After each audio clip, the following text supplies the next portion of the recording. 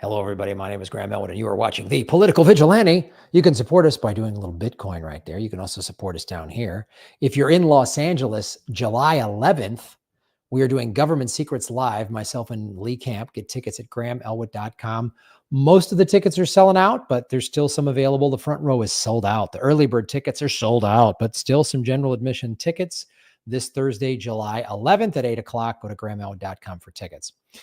Well, we've been following the complete fallout from the debate between these two old creeps that refuse to go away. Trump and Biden will not go away.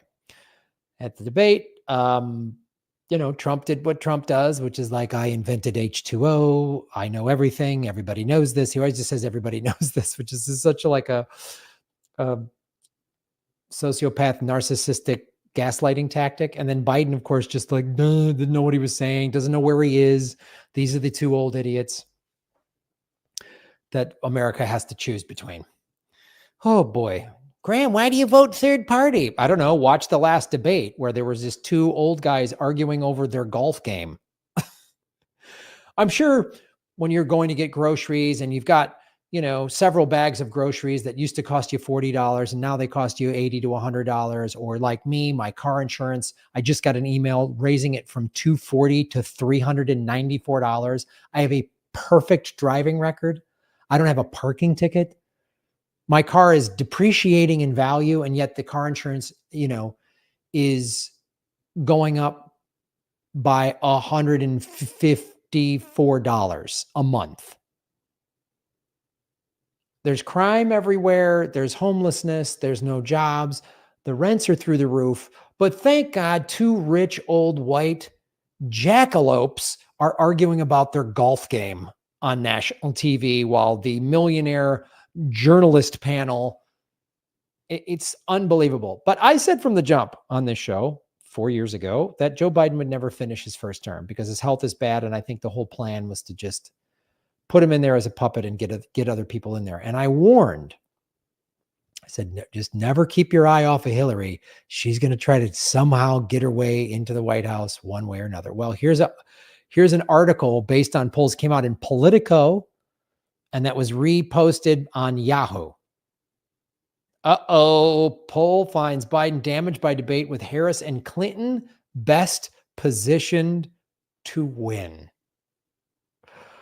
Oh man, is that clickbait for Hillary supporters? It's her turn.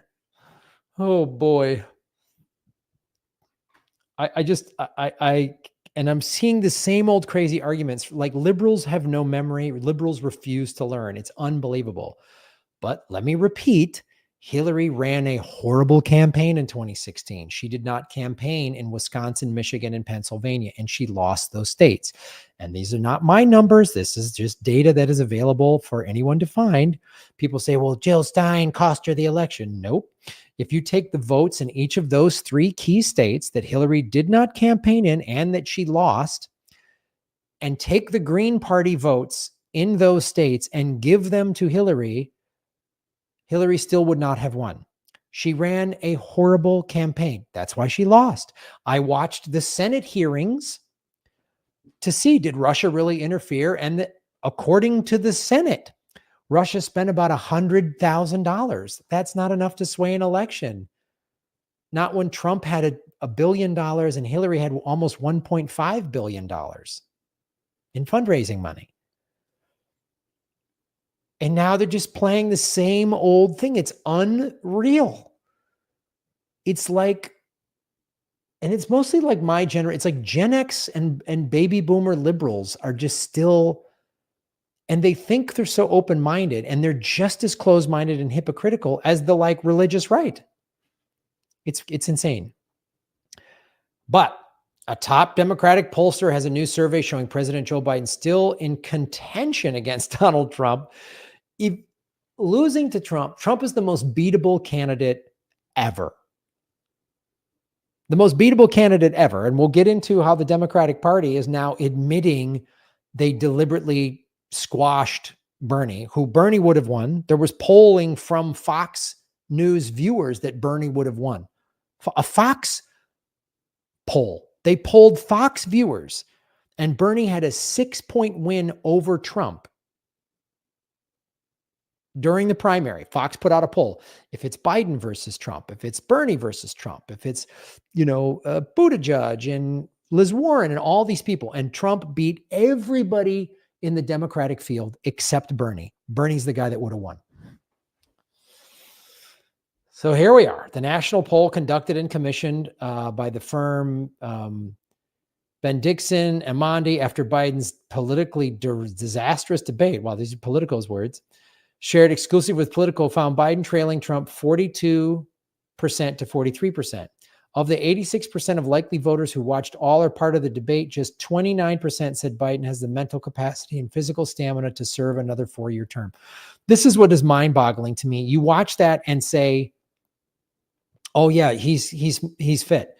And I've seen some like pretty big name comedians and stuff say, he's 81. I don't care if he can do the job. Whoopi Goldberg, I don't care if he poops his pants. He can do the job. He can't. He's not mentally fit.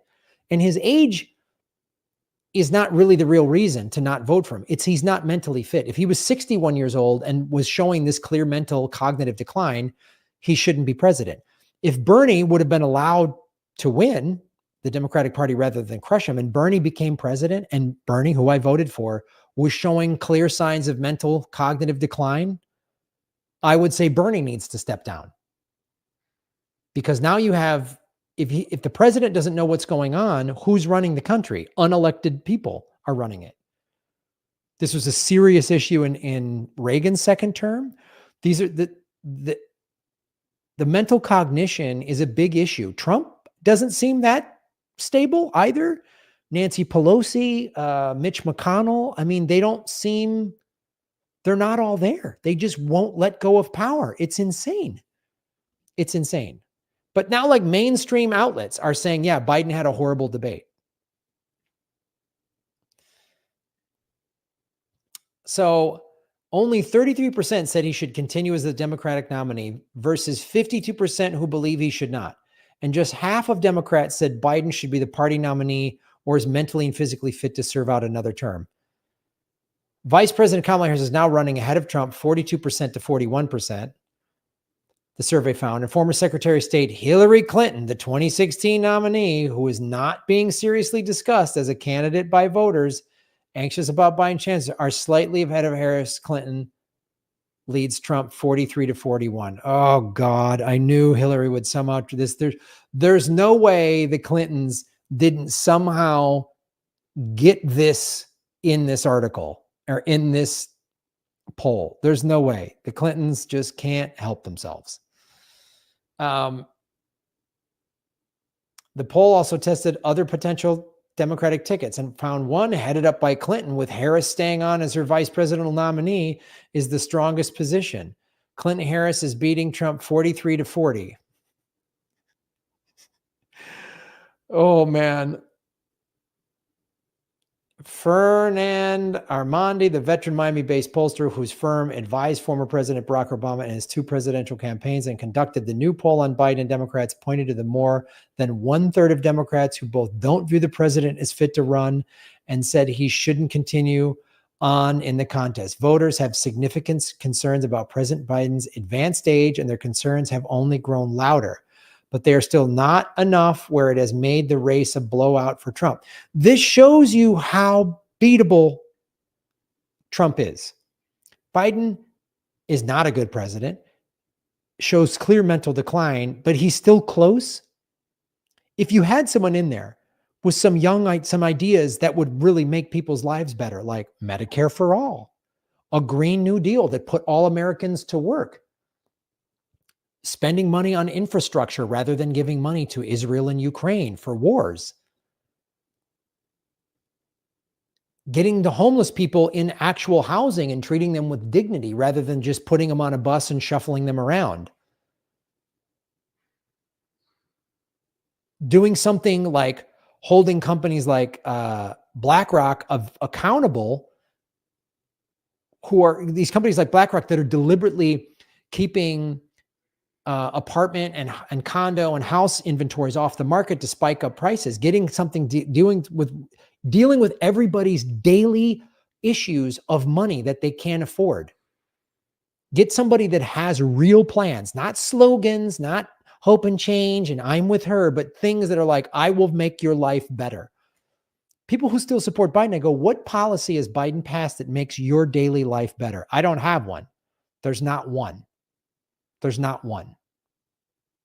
Obama passed the Affordable Care Act, which he could have done a better job. And of course, that's as Democrats always blame Republicans, even though they're in the pockets of the medical industry, just like the Republicans are. But Biden, Trump, and RFK Jr. are all pro-Israel. So that just means more money for this genocide that's happening. New numbers have come out from a London-based group saying there's over 180,000 dead people in Palestine as a result of this since October 7th. It's horrifying. So when the Democrats offer nothing, then these lunatics like Trump show up. But Trump, and this is the thing liberals never want to listen to or admit, Trump ran a populist campaign in 2016. That's one of the things that got him elected. It was right-wing populism, but it was still populism. It was still going to working class people saying, I'm going to bring your job back. I'm going to open these factories up. I didn't believe him, but he was saying, and some of these people were like, maybe Trump's full of it, but at least he's talking to us. There's some people that support Trump just because they're like, he says crazy stuff at his rallies, so I think it's hilarious. I'm going to support him. And the Democrats refused to look at why he was popular. And they completely shunned the Bernie Sanders movement. If you ever went to a Bernie rally, and I went to several rallies, numerous rallies, and I met people that worked on his staff, it was working class people from all walks of life. That offensive burn bro thing that Hillary put out there, it was women and people of color that were like at the Bernie rallies because everyone had been screwed over. Everyone got crushed in 2008, the 2008 housing crisis. Everyone got hurt by that. There was 6 million foreclosures that happened. I met so many people that like had faith in Obama, and then they saw a family member or themselves get their house taken away, and Obama did nothing.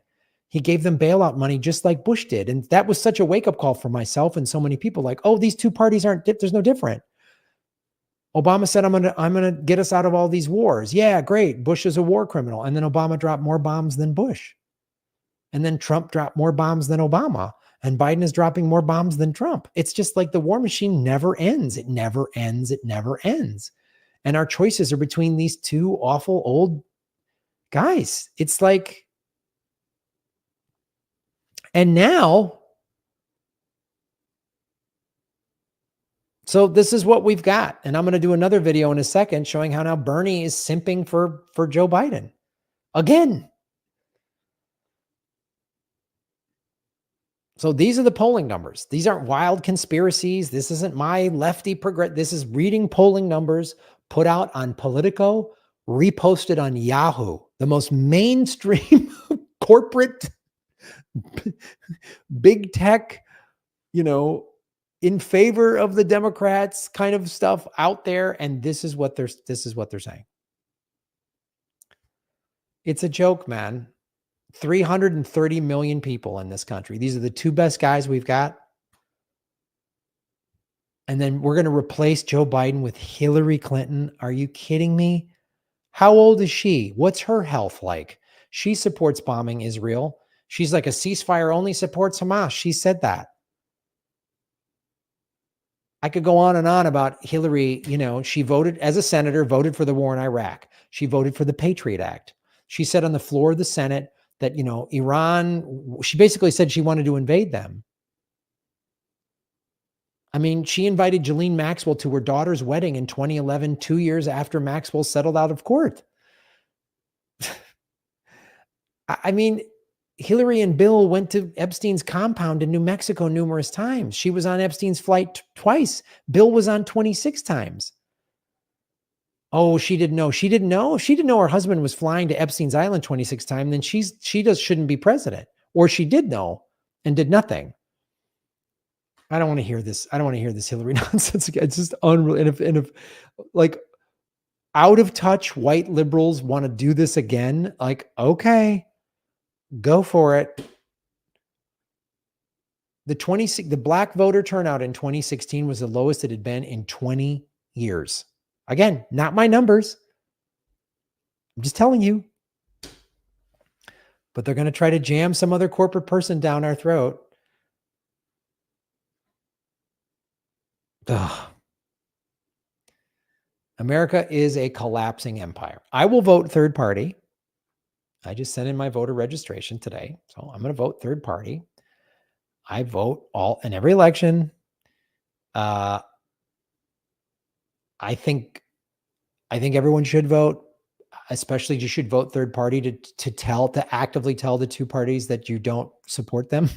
You went out of your way to say you don't support them. Not voting, I think, supports the two-party system. But I honestly think America's a collapsing empire. I don't think there's nobody riding in on a white horse. It's not going to happen, and America is going to collapse. And it's going to go down hard. It's going to have a financial collapse. It's going to have a political collapse, because whoever wins in November, the other side is going to say they cheated, because that's what the Republicans did to Joe Biden in 2020, and that's what the Democrats did to Trump in 2016. So that's not good. That's ramping us up for a civil war. So grow your own food, buy some Bitcoin, and shave your knuckles for justice.